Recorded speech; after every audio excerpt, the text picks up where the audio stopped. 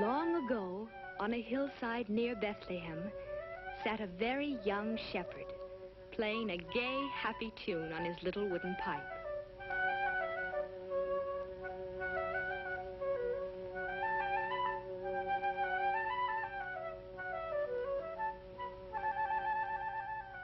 In that year, the Emperor of Rome had ordered all the people to be counted and taxed, each man in his own city.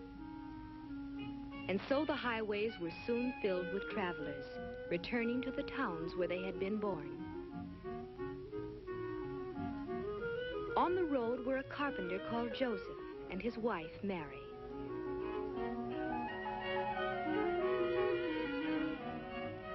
Their hometown, Bethlehem, was a city now filled with visitors, all looking for places to stay.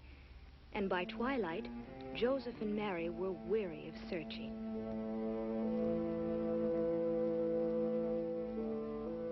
They had tried to find shelter for the night, and while people with plenty of money to offer were taken care of, Joseph and Mary were always turned away.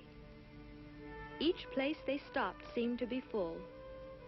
Again and again they were disappointed and had to move on.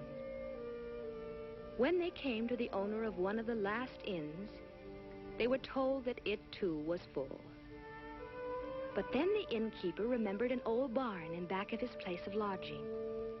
It was not much of a place, but Joseph and Mary were welcome to use it.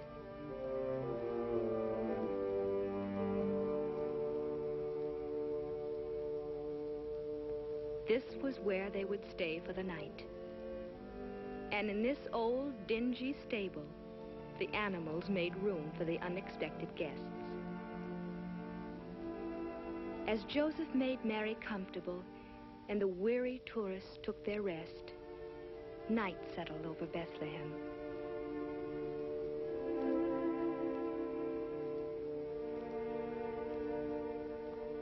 And in the stillness of that holy night, the little town waited silently for the wondrous gift that was to be given.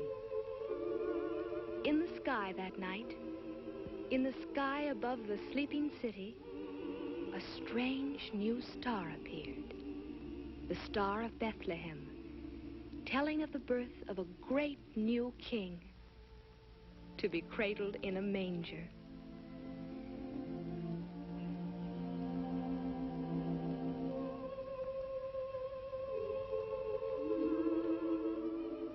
And so it was that Christ the Savior was born in Bethlehem on that silent night so long ago.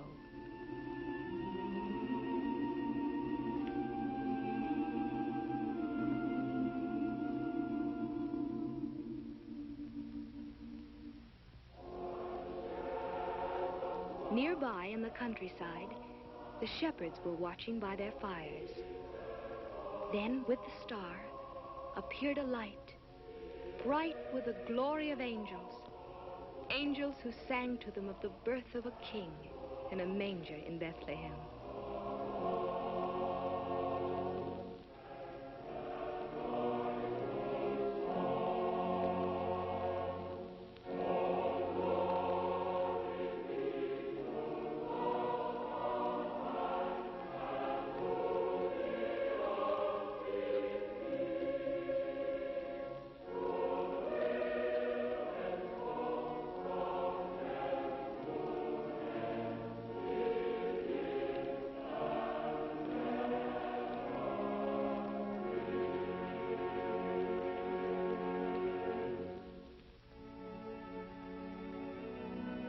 Full of wonder and surprise, the shepherds hoped to see the child of whom the angels sang.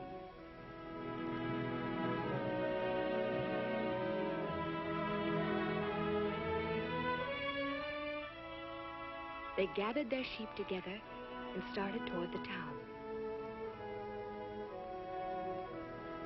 From the hilltop, they could see the star, and beneath it, they knew they would find the stable whose manger held the heavenly king. On they came, and the first to arrive was the very young shepherd playing his pipe. As he saw the baby with Mary and Joseph, he came close to the manger. Before the holy child, the shepherds all knelt and offered to him the beloved pipe, a sheepskin cap, and a little lamb.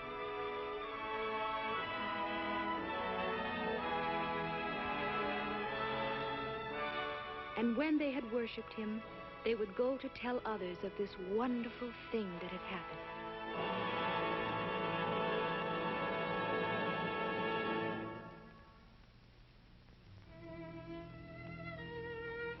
Far to the east, there were others who saw the star. In Turkestan, a princely astronomer sat studying his instruments. And suddenly in the sky above, the new star shone.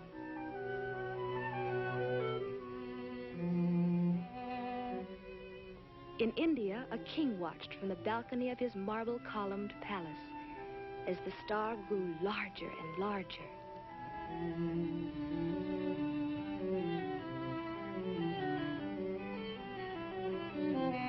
And on the desert sands of Arabia, a ruler was gazing toward the heavens, seeing that same star as it told of the new king's birth. To them all, it meant that a king had been sent from God, a king they would worship. Each one set out to follow the star and to bring to the child a gift of love. The astronomer boarded his ship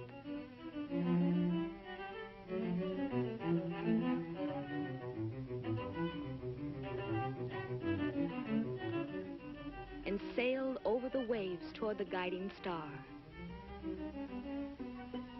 The Indian ruler, on an elephant, moved toward the mountains as the star went before him.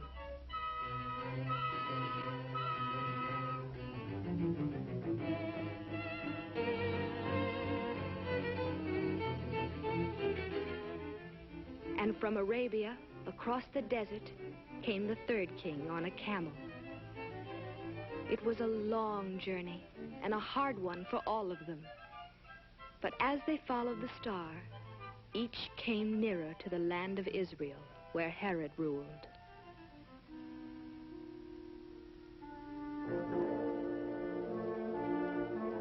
King Herod also saw the star and sent for his counselors.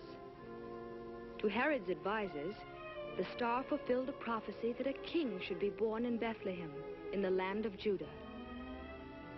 And while the eastern kings continued their journey toward Jerusalem, Herod was disturbed by this unwelcome news.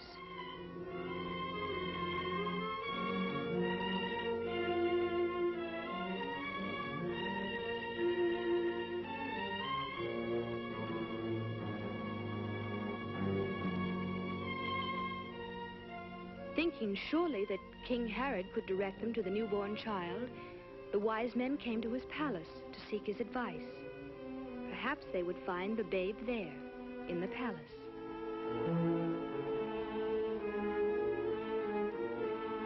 Herod sent them to Bethlehem, saying, "When you have found the child, tell me that I may worship him also." Of course, the wicked Herod had other plans, for he was jealous of the child king. But the wise men, who would be warned by God, were to return home another way. And so once more the kings from the east took their gifts and followed the guiding star. It led them out the north gates of the city, on toward the Bethlehem hills. Then, above the little town, it seemed to stop. At last they knew that here, in Bethlehem, they should find the newborn king. They did find him, and with him the young shepherd who had brought the first gift to the manger. They knew that the star had led them to this child who was the king they were seeking.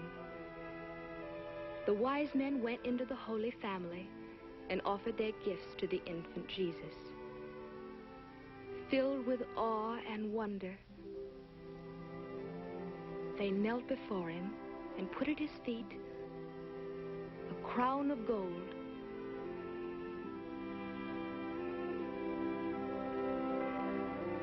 a chest of frankincense, a jar of myrrh. And they worshipped him, the child of the line of David, the Son of God, the King to be called Emmanuel.